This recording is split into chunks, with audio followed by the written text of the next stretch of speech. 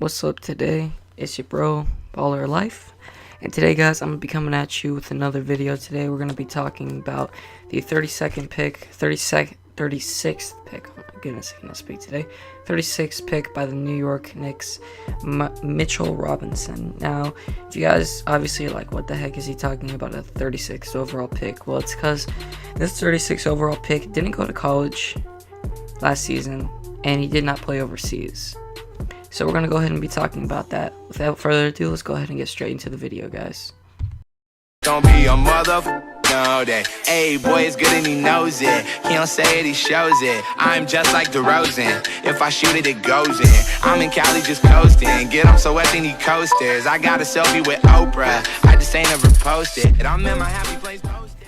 Mitchell Robinson is a 7'1" center who played high school basketball at 3 different high schools. We're going to go ahead and get into that story today. He has a 7'4" wingspan, and he's looked at as one of probably the best defensive player in the second round of the draft, especially since going that high 36, which is technically the 6th pick of the second round. Anyway, let's go ahead and get started. Let's take it back to the beginning. Mitchell Robinson, before he became a star in the 36th pick straight out of high school, he was first playing high school basketball for Pine Forest High School in Pensacola, Florida. And even at that time, he wasn't making much of an impact because he was only 6'2" in the 8th grade and just learned how to play basketball and was just introduced to the sport that year.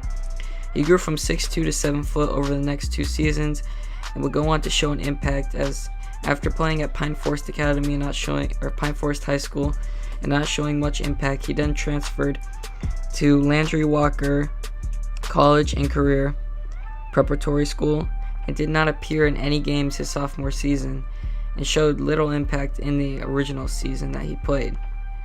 He then left Landry Walker to join Chalmette High School in Louisiana, and as a junior, Mitchell decided to break out, averaging 20.9 points, 13.6 rebounds, 8.1 blocks, and 2 steals a game, showing huge offensive and defensive potential, and would later join Nike's Pro Skills AAU that summer to show. And that summer, when he was joining that AAU team, he actually picked up national attention to where a bunch of colleges started recruiting him. It's very interesting, but we'll get into that college story in a second. After playing at the AAU summer team and playing against the top players in the nation, he go on to average 15.5 points, 11.6 rebounds, and 4.1 blocks a game, and be named to the All AAU second team that year. The next season, as a senior, Mitchell would average 25.2 points, 12.6 rebounds, and 6 blocks a game, while being named a McDonald's All-American, the first of the school to be named that. After this monster season and playing in the Jordan Brand Classic and gaining a bunch of attention, he first committed to Texas A&M for a full ride, but would later decommit, as Rick Stansbury, the assistant coach at Texas A&M, who would recruit him, would later just leave Texas A&M to get a head coaching job at Western Kentucky University. After committing to Western Kentucky, Mitchell would then get into some problems with the team. It isn't specific, as Mitchell hasn't really revealed these problems himself, but has said in an interview that this was sort of a distraction for him, as the team, I guess, was a distraction. He decided to he would practice with the team for about 2 weeks during the summer and take classes that year, but before a planned team trip to Costa Rica, he then was forced to clean out his room and was suspended indefinitely from the team for violating the rules of the team. After speaking with Stansbury, he was actually granted a release to transfer and was actually forced by a decision by the NCAA to have to sit out his 2017-2018, this past season of Division I basketball. With that hope that hopefully that the NCAA would later appeal the decision and hopefully have it taken down, Robinson decided to visit LSU, where Ben Simmons played, University of Kansas, the Jayhawks, and University of New Orleans in August of last year. Mitchell Robinson returned to Western Kentucky for a month after leaving the campus to actually re-talk with Stansbury and see if there could be anything done. In September 18th of 2017, Robinson did announce that he decided to forego college and prepare for the 2018 NBA draft on his own decisions.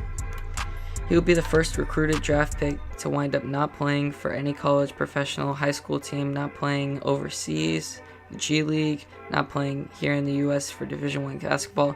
He decided to just sit out the year and just focus on himself.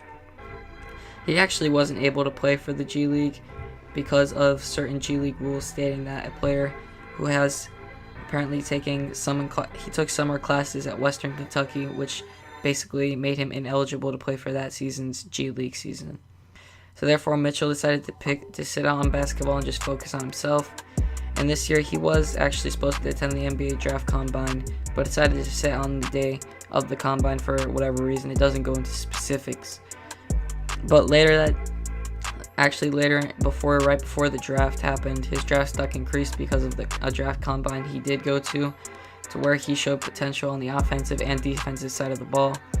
Now, with this pick, in my opinion, I think you're getting a defensive-minded center at 7'1" with that 7'4" wingspan who's just going to dominate off the glass. He's a great rebounder, you can see from his highlights of high school. And Enes Kanter, the team's center right now, said that he's ready to mentor Robinson and help him out. He has great defensive instincts as a shot blocker and shows a lot of offensive potential. Now, in my opinion, I think this is a great pick by them, as they did take Kevin Knox with the 10th pick in the first round. And so we'll see how they match up with Porzingis, and hopefully Mitchell will get a role after the Summer League if he does well in the Summer League. Hopefully he'll get a role on the New York Knicks as the backup center, and hopefully learn some stuff from Enes Kanter as the backup.